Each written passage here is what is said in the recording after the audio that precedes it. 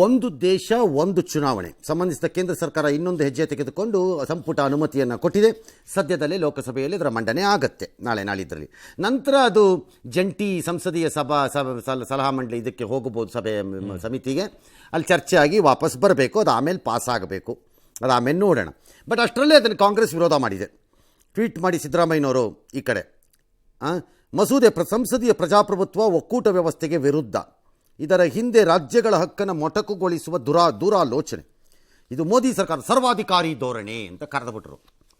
ವೈಫಲ್ಯ ಮುಚ್ಕೊಳ್ಳೋಕ್ಕೆ ಗಿಮಿಕ್, ಸರ್ಕಾರ ತನ್ನ ವೈಫಲ್ಯ ಮುಚ್ಕೊಳ್ಳೋಕ್ಕೆ ಗಿಮಿಕ್ ಅಂದರು. ಎಲ್ಲ ಸರ್ಕಾರಗಳು ಗಿಮಿಕ್ಗಳೇ ಮಾಡೋದು ವೈಫಲ್ಯಗಳನ್ನು ಮುಚ್ಚಿಕೊಳ್ಳೋದಕ್ಕೆ. ಅದೇನು ಇದಲ್ಲ, ಅದು ಹಾಕೋಬೋದು ಅವರು. ಏನದು ಅಂದರೆ ಏಕಕಾಲಕ್ಕೆ ಚುನಾವಣೆ ಅಂತಂದರೆ ವಿಧಾನಸಭೆ ಮತ್ತು ಲೋಕಸಭಾ ಚುನಾವಣೆ ಒಮ್ಮೆಲೆಗೆ ನಡೀಬೇಕು. ಒಮ್ಮೆಲೆ ಅಂದರೆ ಒಂದೇ ದಿನ ಅಲ್ಲ, ಅದು 2 ತಿಂಗಳೋ 1.5 ತಿಂಗಳೋನೇ ನಡೆಯುತ್ತೆ ವಿವಿಧ ಹಂತಗಳಲ್ಲಿ. ಬಟ್ ಅದಾದ 100 ದಿನದ ಒಳಗಡೆ ಸ್ಥಳೀಯ ಸಂಸ್ಥೆಗಳ ಚುನಾವಣೆ ನಡೀಬೇಕು. ಯಾಕೆ? ಆಡಳಿತ ಸುಗಮವಾಗಿರುತ್ತೆ, ಸದಾಕಾಲ ದೇಶ ಚುನಾವಣೆಯಲ್ಲಿ ಇರಲ್ಲ. ನೀತಿ ಸಂಹಿತೆ ಅಂತಾಗಲಿ ಮತ್ತೊಂದಾಗಲಿ ಮಗದೊಂದಾಗಲಿ ಕಾಂಪಿಟೇಟಿವ್ನೆಸ್ಸಲ್ಲಿ ಇರಲ್ಲ. ಅದು easy to handle the situation ಅಂತ ಒಂದು ಲೆಕ್ಕಾಚಾರ. ಪ್ಲಸ್ ವೋಟಿಂಗ್ ರೈಸ್ ಆಗ್ಬೋದು, ದುಡ್ಡು ಒಂದಷ್ಟು ಉಳಿಬೋದು, ಎಲ್ಲನೂ ಲೆಕ್ಕಾಚಾರ ಹಾಕಿ ಮಾಡಿದ್ದಾರೆ. ಅದನ್ನು ವಿರೋಧ ಮಾಡ್ತಾರೆ ಪಕ್ಷಗಳು. ಕಾಂಗ್ರೆಸ್ ಯಾಕೆ ವಿರೋಧ ಮಾಡುತ್ತೆ ನನಗೆ ಗೊತ್ತಿಲ್ಲ. ರಾಜ್ಯ ಪಕ್ಷಗಳು ವಿರೋಧ ಮಾಡೋಕ್ಕೊಂದು ಅರ್ಥನಾದರೂ ಇದೆ. ಕಾಂಗ್ರೆಸ್ ಯಾಕೆ ವಿರೋಧ ಮಾಡುತ್ತೆ ಗೊತ್ತಿಲ್ಲ ನನಗೆ. ರಾಷ್ಟ್ರೀಯ ಪಕ್ಷವಾಗಿರೋದು ರಾಜ್ಯ ಪಕ್ಷಗಳು ಲೈಕ್ TMC DMK ಯಾರ್ಯಾರೋ ಡ್ಯಾಶ್ ಅವರೇನು ಹೇಳೋದು ಅಂದರೆ, ನೀವು ಈ ರೀತಿ ಎರಡನ್ನೂ ಒಟ್ಟಿಗೆ ಮಾಡಿದಾಗ ರಾಷ್ಟ್ರೀಯ ವಿಷಯಗಳ ಆಧಾರದ ಮೇಲೆ ಏನಾದ್ರು ಆ ಚುನಾವಣೆ ನಡೆದು ಬಿಟ್ರೆ, ಲೈಕ್ ಪುಲ್ವಾಮಾ ನಮಗೆ ಹೊಡೆಯುತ್ತೆ ಏಟದು ರಾಜ್ಯದಲ್ಲಿ ಅಂತ. ರಾಜ್ಯದ್ದು ರಾಷ್ಟ್ರದ್ದು ಸಪರೇಟ್ ಆಗಿ ನಡೆದಾಗ ರಾಜ್ಯದ ವಿಷಯಗಳನ್ನು ತೆಗೆದುಕೊಂಡು ನಾವು ಚರ್ಚೆಗೆ ಹೋಗ್ತೀವಿ ಜನಗಳ ಹತ್ರಕ್ಕೆ. ಇದು ಹಂಗೆ ಆಗಲ್ಲ, ಹಾಗಾಗಿ ಇದು ಅನ್ಯಾಯ ಇದು ಅಂತ ಅವ್ರದ್ದೊಂದು ವಾದ. ಅದಕ್ಕೊಂದು ಸಣ್ಣ ಅರ್ಥನಾದರೂ ಇದೆ. ಕಾಂಗ್ರೆಸ್ದೇನು ಸಮಸ್ಯೆ? ಬೆನಿಫಿಟ್ ಆದರೆ ಇವ್ರಿಗೂ ಆಗಲೇಬೇಕಲ್ಲ. ಒಂದು. ಎರಡನೇದು, ಭಾಳ ರಾಜ್ಯಗಳಲ್ಲಿ ಅಟ್ಲೀಸ್ಟ್ 4-5 ರಾಜ್ಯಗಳು ಲೋಕಸಭಾ ಚುನಾವಣೆ ಜೊತೆಲೇ ಹೋಗುತ್ತವೆ, ಬಂದೇ ಬರುತ್ತೆ, ಜೊತೆಲೇ ಹೋಗುತ್ತವೆ. ಅವು ಪರ್ಮನೆಂಟ್ಲಿ ಜೊತೆಲೇ ಇವೆ. ಅವು ಆಲ್ರೆಡಿ 1 ನೇಷನ್ 1 ಪೋಲ್ ಅಲ್ಲಿ ಇವೆ. ಅವು ನಮ್ಮ ಕರ್ನಾಟಕದೇ ಬರುತ್ತೆ ಅಲ್ಲ ಸರ್? ಕರ್ನಾಟಕದ ಬರಲ್ಲ. ಕರ್ನಾಟಕದ 1 ವರ್ಷದ ವ್ಯತ್ಯಾಸ ಇದೆ. 1 ವರ್ಷದ ವ್ಯತ್ಯಾಸ. 1 ವರ್ಷ ಅಲ್ಲ ಹೇಳ್ತಿರೋದು, ಜೊತೆಲೇ ಹೇಳ್ತಿರೋದು ನಾನು. ಜೊತೆಲೇ ಹೋಗ್ತಾರವ್ರು. ಹಾಗಾಗಿ ದೊಡ್ಡ ವ್ಯತ್ಯಾಸ ಮಾಡಿಬಿಡುತ್ತೆ. ಲಾಭ ಆದ್ರೆ ಅವ್ರಿಗೂ ಆಗತ್ತೆ, ನಿಮಗೂ ಆಗತ್ತೆ. ಅದೇನಾಗಲ್ಲ ದೊಡ್ಡದು ಅಂತ ಅನ್ಸತ್ತಪ್ಪ, ಗೊತ್ತಿಲ್ಲ ಮುಂದೇನಾಗುತ್ತೆ. ಪ್ರಜಾಪ್ರಭುತ್ವ ವಿರೋಧಿ ಅಂತಾರಲ್ಲ, ಎಲ್ಲಾನು ಪ್ರಜಾಪ್ರಭುತ್ವ ವಿರೋಧಿನೇ. ಎಲ್ಲನೂ ಪ್ರಜಾಪ್ರಭುತ್ವ ವಿರೋಧಿನೇ. ನನಗಾಗದೇ ಇದ್ರೆ ಪ್ರಜಾಪ್ರಭುತ್ವ ವಿರೋಧಿ, ನನಗಾಗದೇ ಇದ್ರೆ ಸಂವಿಧಾನ ವಿರೋಧಿ. ಅಷ್ಟೇ, ಮುಗಿದಾಯ್ತು. ಇನ್ನು ಟೆಕ್ಕಿ ಅತುಲ್ ಸುಭಾಷ್ ಆತ್ಮಹತ್ಯೆ ಪ್ರಕರಣ ದೇಶದಲ್ಲಿ ಸಂಚಲನ ಮೂಡಿಸಿದೆ. ನೆಟ್ಟಿಗರು ಅತುಲ್ ಸುಭಾಷ್ ಸಾವಿಗೆ ನ್ಯಾಯ ಕೇಳ್ತಾ ಇದ್ದಾರೆ. ಮೀಟು ಹೋಗಿ ಈಗ ಮೆಂಟು ಕ್ಯಾಂಪೇನ್ ಶುರು ಆಗ್ಬಿಟ್ಟಿದೆ. ಬೆಂಗಳೂರಿನಲ್ಲೂ ಕೂಡ ಕ್ಯಾಂಡಲ್ ಲೈಟ್ ಮಾರ್ಚ್ ಮಾಡಿದರೆ, ದೆಹಲಿಯ ಜಂತರ್ ಮಂತರ್ನಲ್ಲೂ ಕೂಡ ಅವಕಾಶ ಕೊಡಲಿಲ್ಲ. ಹಾಗಾಗಿ ಅಲ್ಲಿ ಸಮಾನ ಕಾನೂನು ಇರಬೇಕು ಅಂತ ಆಗ್ರಹಿಸಿ ಒಂದಿಷ್ಟು ಪ್ರತಿಭಟನೆ ಮಾಡಿದ್ದಾರೆ. ಇನ್ನೊಂದು ಕಡೆಗೆ ಅತ್ತೆ ನಿಶಾ ಮತ್ತು ಬಾಮೈದ ಅರೆಸ್ಟ್, ಅವರಿಬ್ಬರನ್ನು ಕೂಡ ಅರೆಸ್ಟ್ ಮಾಡಿದ್ದಾರೆ ಈಗ ಸದ್ಯಕ್ಕೆ ಬರ್ತಾ ಇರುವಂತ ಮಾಹಿತಿ ಪ್ರಕಾರ. ಅಲ್ಲಿ ಉತ್ತರ ಪ್ರದೇಶದಲ್ಲಿ ಆಲ್ರೈಟ್. ಏನು ಜನ ಕೇಳ್ತಿರೋದು, ಇವ್ರು ಕೇಳಿದ್ದೇ ಕಾನೂನು ಆಗಲ್ಲ, ಸೋಷಿಯಲ್ ಮೀಡಿಯಾನೇ ಡಿಸೈಡ್ ಮಾಡಿಬಿಡುತ್ತೆ ಎಲ್ಲ ಅಂತಾರೆ. ಅದೊಂದು ಹವಾ ಎಬ್ಸತ್ತೆ. ಒಂದು ಚಿಂತನೆಗೆ ಜಾಗ ಮಾಡಿಕೊಡ್ಬೋದು. ವಿಚ್ಛೇದನ ಸಂಬಂಧ ಕಾನೂನು ಬದಲಾಗಬೇಕು. ಅಂತಿಮ ಆದೇಶದವರೆಗೂ ನಿರ್ವಹಣಾ ವೆಚ್ಚ ನಿಗದಿ ಮಾಡಬಾರ್ದು.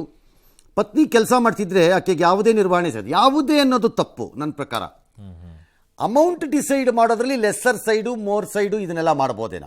ಓಕೆ, ಈಗ ಆಕೆಗೂ ಸಿಕ್ಕಾಪಟ್ಟೆ ಸಂಬಳ ಬರ್ತಿದೆ ಅಂತಂದರೆ ಗಂಡನಿಂದ ಯಾಕೆ ಇಸ್ಕೋಬೇಕು ಅನ್ನೋ ಪ್ರಶ್ನೆ. ಹೌದು. ಬಟ್ ಗಂಡನಿಂದ ಬರ್ತಿರೋ ಪ್ರಶ್ನೆ ಬರೀ ಗಂಡ ಅಂತ ಅಷ್ಟೇ ಅಲ್ಲ, ಬೇರೆ ಬೇರೆ ಜವಾಬ್ದಾರಿಗಳು ಇದೆ ಅದರಲ್ಲಿ. ಹಾಗಾಗಿ ಏನೂ ಕೊಡಬಾರದು ಅನ್ನೋದು ರಾಂಗ್ ಆಗ್ಬೋದು. ತಂದೆ ದುಡಿಮೆ ಆಧಾರದ ಮೇಲೆ ಮಕ್ಕಳ ನಿರ್ವಹಣೆ ಹಣ ನಿಗದಿಯಾಗಬೇಕು. ದಟ್ಸ್ ಎಕ್ಸಾಕ್ಟ್ಲಿ ಆಗತ್ತೆ ಅಂತ ನಾನು ಅಂದ್ಕೊಂಡಿದ್ದೀನಿ.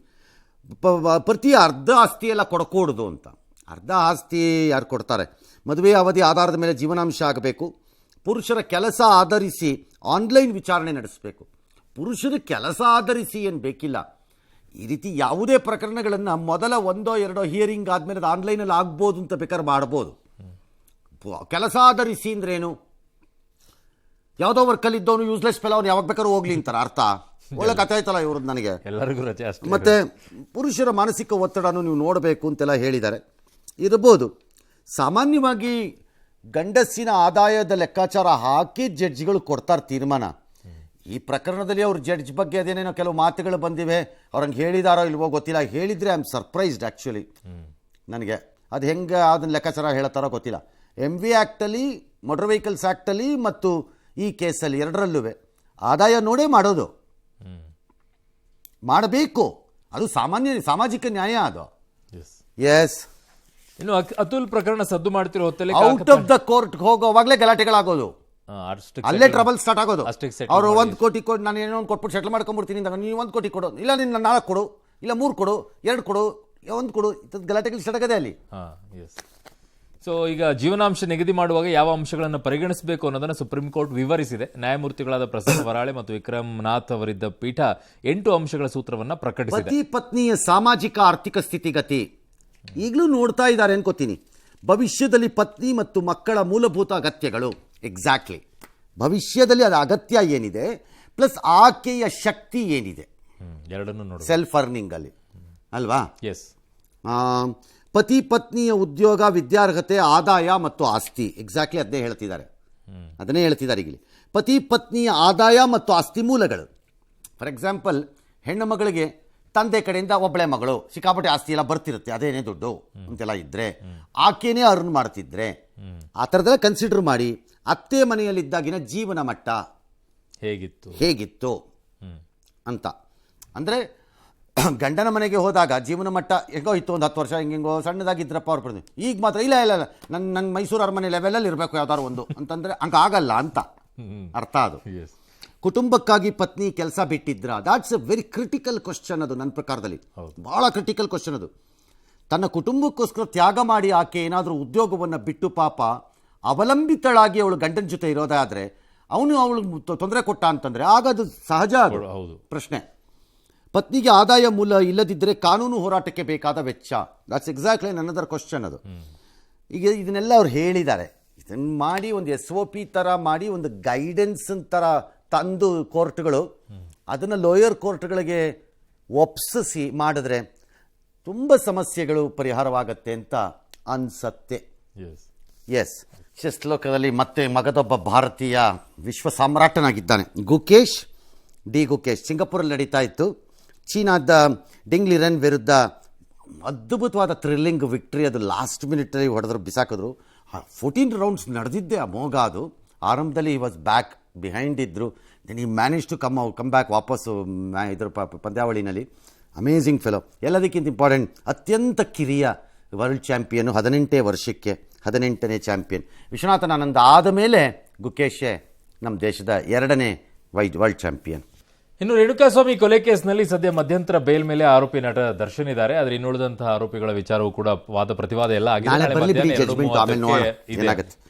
ಕನ್ನಡದಲ್ಲಿ ತೀರ್ಪು ಕೊಟ್ಟು ಹೈಕೋರ್ಟ್ ಹೊಸ ದಾಖಲೆ ಮಾಡಿದೆ. ಕನ್ನಡದ ಭಾಷೆ ಅಷ್ಟೇ ಅಲ್ಲ, ನ್ಯಾಯದಾನದ ಬದಲು ಭಾಷೆ ಕನ್ನಡ ಆಗಬೇಕು ಅನ್ನೋ ಕೂಗಿಗೆ ಸ್ಪಂದಿಸಿದ್ದಾರೆ.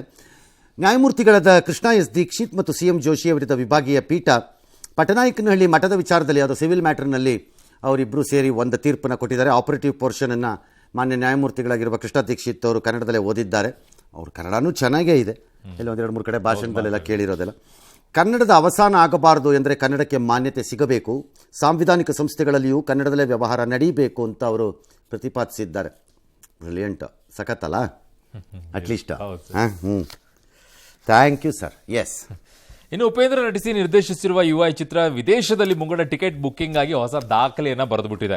ಆಸ್ಟ್ರೇಲಿಯಾ ಹಾಗೂ ನ್ಯೂಜಿಲೆಂಡ್ನಲ್ಲಿ ರಿಲೀಸ್ಗೆ 1 ವಾರ ಇರುವಾಗಲೇ ಟಿಕೆಟ್ ಸೋಲ್ಡ್ ಔಟ್ ಆಗಿಬಿಟ್ಟಿದೆ. ಡಿಸೆಂಬರ್ 20ರಂದು UI ಚಿತ್ರ 5 ಭಾಷೆಗಳಲ್ಲಿ ವರ್ಲ್ಡ್ ವೈಡ್ ರಿಲೀಸ್ ಆಗ್ತಾ ಇದೆ.